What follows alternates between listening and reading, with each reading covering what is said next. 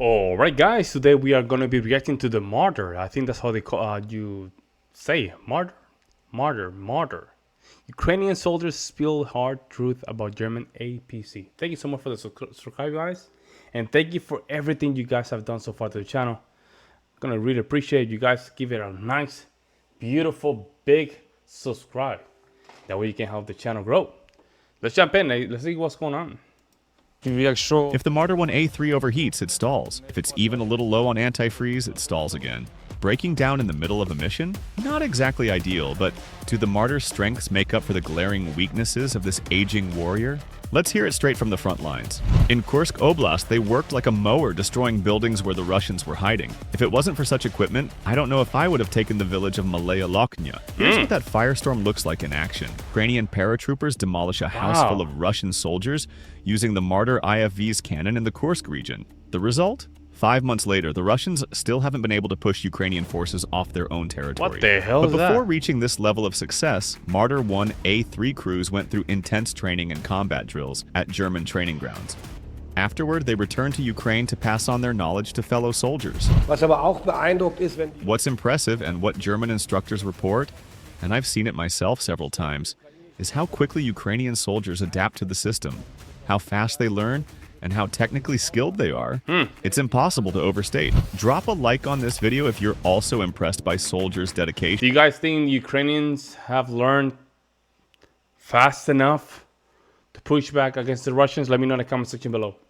Here's how one MARDER 1A3 gunner recalls the training process and working with experienced instructors. It's tough for the gunner to learn. This is my workspace. I control the turret left and right, can rotate 360 degrees. Ammo is loaded here. This is the key we use to load it. The instructors train us well. They help. They explain everything. Once the intense training was over, all the soldiers, along with their German IFVs, headed straight into battle.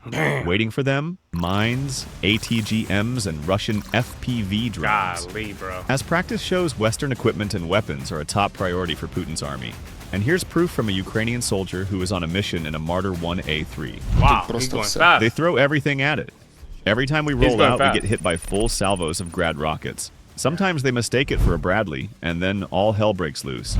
This isn't an isolated case. Russians often fire an entire Grad rocket salvo at a single IFV. We highly doubt their Soviet-era MLRS can match HIMARS in accuracy, but they try to compensate with sheer volume. Yeah. That's Grads coming in. For some Yeah, that's the thing. Even though you don't have the even though they don't have the technology compared like to the Western armory, you can compensate with, you know, with quantity. You can make the argument for that. If you what you cannot compensate through quality, you have to do it with quantity. Reason they really don't like us, and we fired back at them a little. Luckily, not a single rocket hit its target, and the soldiers made it out alive.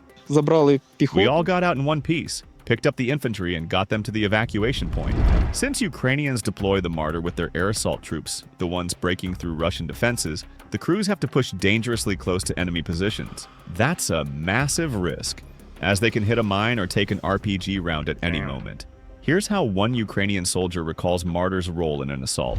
We broke through enemy lines, launched the assault, dropped off the troops. Then we pulled back while firing. Then we went back in with covering fire, picked up the guys, and got out. That crew completed their mission successfully, but the next one came terrifyingly close to disaster. Ukrainian forces were using the Martyr alongside a tank, taking out Russian positions before sending in infantry. Everything was going fine until the Martyr hit a mine. We rolled out as a tank Martyr. Damn, that was raw. That was raw. That was raw, man. Ooh. And this is, and you know what's crazy? And this is, I mean, they didn't expect it. They didn't expect it, and a mine did the job. I'm trying to be careful here what I'm gonna say, because you know what I'm saying. There's a lot of agents in YouTube. You know what I'm saying? Like, they're gonna do something that I'm not gonna like. But they got deleted. Somebody pressed the button, the delete button, on that tank. Repair. We were defending Novorodivka. The plan was to work together, but something went wrong, and we hit an anti-tank mine on the asphalt. Big thanks to German steel. Entire crew successfully evacuated through the ramp. Once again, this proves that in Western armies, a soldier's life is valued more than the vehicle. And that rule applies whether it's cutting-edge tech or something built back in the 60s. Just compare And it's different from the Russian. That I agree with that. how Russian and Western forces treat their troops. Look at this BMP-3 that hit a mine and took an FPV drone strike. It's burning from the inside out. Now, here's how the German MARDER handled a similar challenge. It took 5 Russian FPV drone hits. Imagine the level of impact. Sometimes a single one of these drones can disable a tank. Unfortunately, the vehicle was lost, but not a single Ukrainian soldier died. Wow. It can take an FPV hit. The drone doesn't burn through it completely. The first and second armor layers hold it back. That's how effective this armor is. Wow. When soldiers know their vehicle is built to protect them, their motivation to complete the mission skyrockets, even when they're outnumbered and outgunned. Here's proof. We got right up to the tree line and opened fire on an enemy assault group. After that, our infantry just had to clear the area and set up defenses. If you want to hear more first-hand accounts from combat crews, make sure to subscribe to the channel. At first glance, the MARDER 1A3 seems like the perfect assault IFV. Ukrainian soldiers' stories confirm its effectiveness in many ways, but things aren't always as they seem. Let's break down its firepower, armor, engine, and other technical features. The MARDER 1A3's biggest strength is its cannon and machine gun, which provide fire support during combat. What's happening right now? We're firing the cannon at targets. First, we take a ranging shot, then adjust and fire in bursts. The 20mm cannon fires armor-piercing rounds at blistering speeds. Rate of fire, 1,000 to 1,200 rounds per minute. Here's how one soldier who got to test the MARDER. You're telling me you can just do 1,200 rounds per minute on that tank? 1,200 rounds per minute. MARDER's firepower describes it. And it's an old vehicle, right? That's what I'm understanding here. That this is an old model. So basically, they didn't know what to do with it. They just gave it to the Germans. I mean, to the Ukrainians. We calibrated the sights, locked onto the target, and hit it dead on. Wow. And this is what the fire control panel looks like. Simple, ergonomic, and intuitive. This is your main control panel. Pretty straightforward. MG stands for machine gun. MK is the 20mm cannon. Easy to figure out. 2 ammo boxes here, one for HE rounds, one for AP rounds.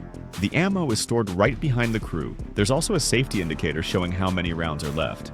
There are 2 ammo boxes. The top one is AP, the bottom one is HE. 2 belts run behind us, one for each type. To keep the cannon and machine gun running smoothly, they need to be properly maintained and serviced on time. It depends on the weapon's lubrication. If it's graphite-based, it can jam. If it's gun oil, it fires smoothly. Aside from maintenance, the manufacture of the ammunition also plays a big role. Better quality means a lower risk of malfunctions. It also depends on the ammo manufacturer. If it's from an unfamiliar producer, jams happen more often. Compared to Soviet or Russian guns mounted on IFVs, Ukrainian soldiers noticed a clear difference. It's easier to operate, easier to load, fewer malfunctions, and the rate of fire is way better. Another thing Ukrainian crews appreciate is MARDER 1A3's soundproofing. Inside, gunfire isn't deafening like in older IFVs. In the troop compartment, you barely feel the cannon firing. You can sit there comfortably without needing headphones. The second, and arguably the most important advantage of the MARDER 1A3 is its armor. Proven to save lives not just on paper, but in real combat. First, it's dual-layered. Second, there's a protective capsule inside. So even if the outer armor gets penetrated, the capsule keeps the crew and troops safe. That is Concussions crazy, happen, man. but at least we stay alive. The rear section where infantry disembarks is also well designed. The rear ramp is additional protection for the vehicle. It shields the crew and infantry. It can withstand hits from 14.5mm rounds fired by Russian BTR-80s and BRDMS. But good armor comes at a cost. It makes the vehicle much heavier. For comparison, a BMP-1 weighs only 13 tons, while a fully loaded MARDER weighs 34 tons. Speed is crucial for an IFV, whether charging enemy positions or extracting troops. A BMP-1 has just 300 horsepower, a Bradley has 500, and the Marder boasts 600. Damn. However, the weight of its armor creates a power-to-weight imbalance affecting its mobility. 50 кілометрів. 31 miles per hour. Max speed is 40, but only if you push the tachometer to the limit. At that That's not a lot, man. 30 miles per hour. If you push it 40, 40, I guess is kind of okay. I think. I guess it's okay, but is it? Well, it depends on the terrain too. Terrain with that kind of terrain, you might have to just go only 30 miles per hour. I don't think you can go more than that. point, it's guaranteed to overheat. Overheat, yeah. And then we're not going anywhere. As you can see, the engine struggles under the weight. But honestly, we'd rather sit in a well-protected vehicle than turn into scrap metal like so many Soviet-era IFVs. Модифікувався, не мінявся. This engine hasn't been upgraded or replaced since the first generation. Look at that. They just slapped it on the vehicle and called it a day. Meanwhile, they kept adding armor. If I'm not mistaken, the first Marder weighed 20 tons, and now it's 34. Another challenge Marder crews face in combat is muddy terrain after heavy rain. Трошки боїться болота. The vehicle doesn't handle mud well. Either the engine or the transmission can't keep up. For its weight, they're just too weak. There were times we had to pull it out. Luckily, an American ally came to the rescue. Тягували Бредлі. We got towed out by a Bradley. Bradley pulling a Marder? Kind of funny considering Bradley is actually a bit lighter. The Germans are known for their attention to detail, and it really shows in their military vehicles. Just check out these small but thoughtful features on the Marder. The tracks have rubber pads. This way, the vehicle can drive on roads without tearing them up. The next little feature is a funny, lifesaver for anyone riding on top. That is actually funny. So the Germans thought about that. How can we make sure that we can just get the Marder through the roads without destroying the roads? This is funny as hell, man. It's just to show you, man. Germans are very, very, very innovative.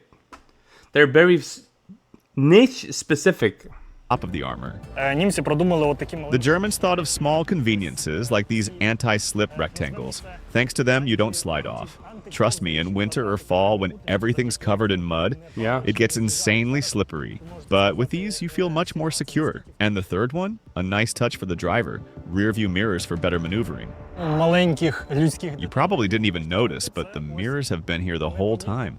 Even with its age, the MARDER 1A3 has proven itself in battle, especially when compared to its competitors in the IFV category, BMP-1, BMP-2, and BMP-3. A Ukrainian paratrooper sums it up. Right now, we could really use more MARDER 1A3s. This is the best version, and it works well for us. That's crazy, man. So, what do you think? Which IFV has the... That's crazy, man. And just to show you, probably the Germans were like, oh, I don't know, man. It's an old design. We don't use it. You guys want it? I don't know. You guys want it? It's a good tank, I guess. You guys can do a lot of stuff. And they were like, okay, I'll say yes.